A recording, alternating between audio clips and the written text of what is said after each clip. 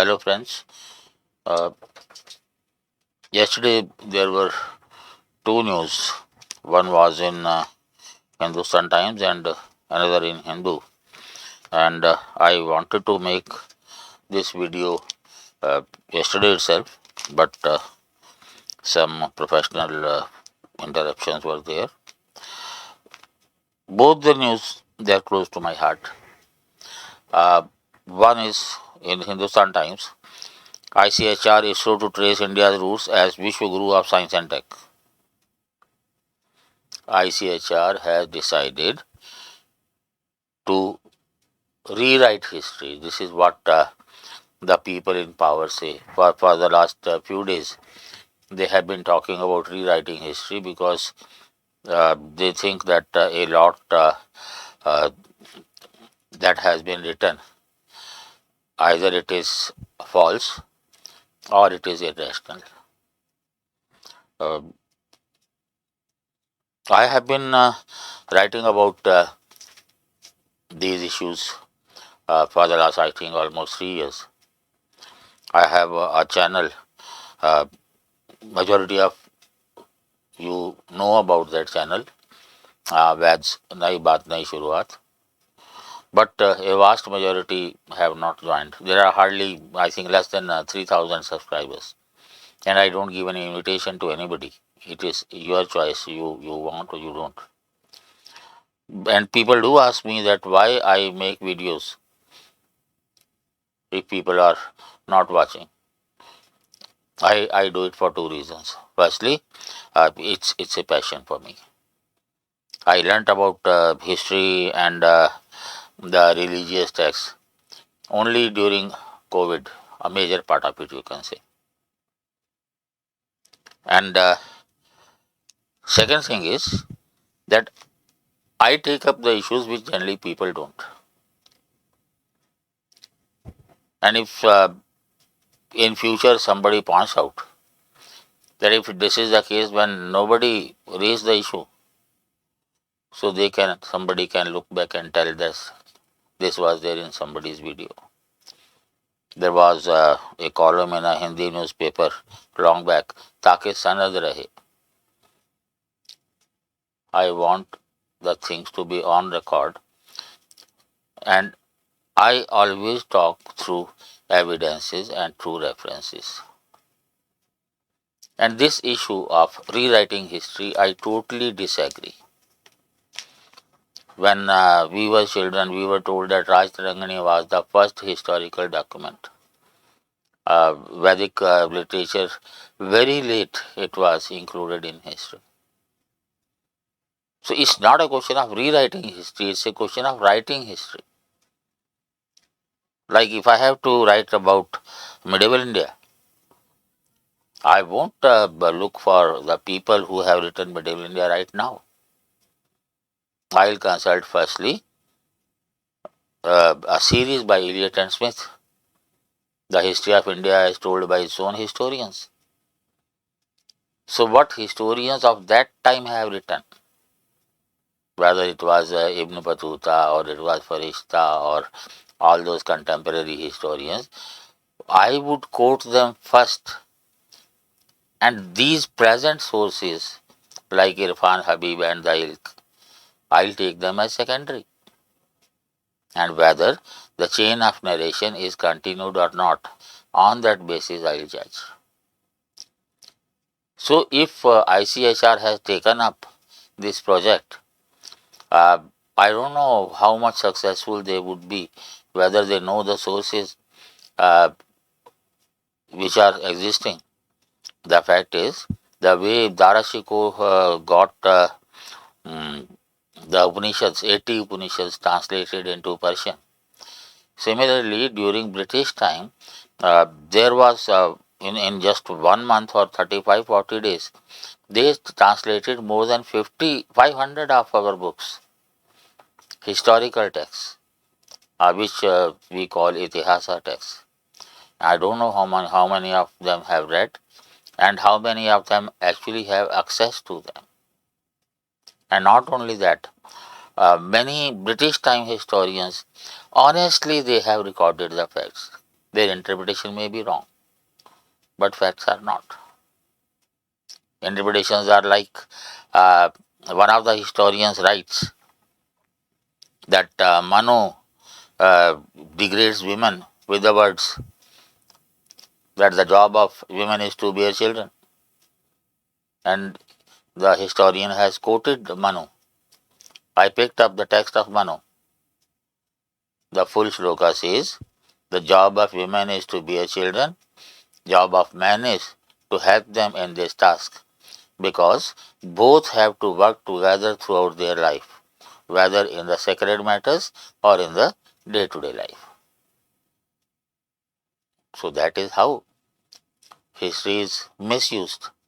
That is how, if you want to underplay, if you want to downplay, if you want to castigate, if you want to criticize, you can choose false things or half facts, even fiction, or even your interpretation. So when they say that the ICHR, they will be involving not only the historians, but of course other social scientists also, and scientists also, mainly the space. If they are involving space research, that's going to be quite helpful. They say a team of geologists, geographers, mathematicians, and engineers will provide inputs and suggestions. Only inputs. If you have to write about the astronomy in ancient India, I've already told that I'm going to make a video on that. Their inputs will be sufficient. Or if you have to talk about Surya Siddhant, how much historians can justify that? Even the contribution of Varahamihar or Aryabhatta, and there was a series of rishis who have uh, significantly contributed, but they have not given any derivatives of their research. So that's why the today's Western educated scientists, they don't believe in that. Who will prove that Pythagoras learnt his tricks from India? So it's not that an easy job, and just spending 1.6 crore rupees on that, I don't think it's going to work well. They say that India's contribution in science, technology, engineering, and mathematics, they know only about zero. And interestingly, they attribute zero to Aryabhatta. Zero was known to Indians much before that. So it is all a superficial act, and they are going to have some 6 volumes to cover our achievements of ancient India. I doubt even 60 volumes may not be enough. The second news of interest to me was from Hindu. Center plans to document cultures, social practices of indigenous tribal societies. Definitely, it is a welcome step.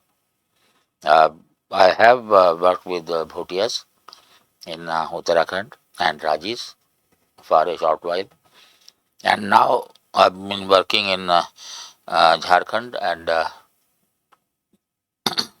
Chhattisgarh.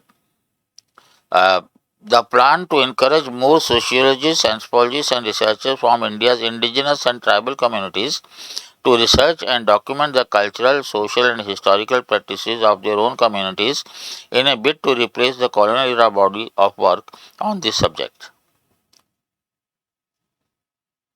This is interesting. They say to replace the colonial era body of work on this subject. As if whatever was written during the colonial era needs to be replaced. The fact is that we should try to understand the dynamics of that. Whatever was there, if it is written, if it is right, it's okay. If it is wrong, you justify why it is. And thereafter, what changes have taken place, in which direction, whether it is a healthy tradition for them or you need something better for them, whatever things are required. Anthropologists are there, definitely. And they say indigenous experts. I know of one of the earliest. Uh, Ratan Singh Raipa was there from Dharchula, Pithagarh. He was basically a geographer, but he joined the Anthropological Survey of India in 80s. And he had written a book about his own community, Shauka, the descendants of Sonapati Shauka. I doubt whether any anthropologist has read. So just uh, working and publishing is not going to work.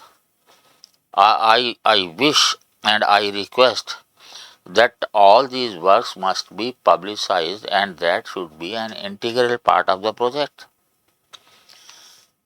Uh, day before, day yesterday and day before, there was a conference, and where our president, she commented, and I appreciate, from ways to treat illness and ways to make weapons to ways to protect nature and ways to passing along knowledge through community songs.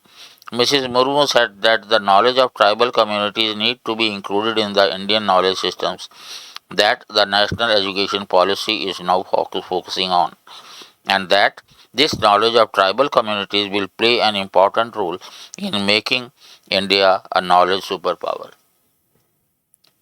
Uh, I just do not understand that why a tribal president was required to say these things 75 years after independence. That should have been our motto right from the day we got independence. And that is why immediately after independence we decided on fifth schedule and sixth schedule and policy Panchasheel and everything. I wish all good for the president, and I wish that she stays here for much longer so that she can see to it that all her dreams, they are fulfilled, they come true. Thank you.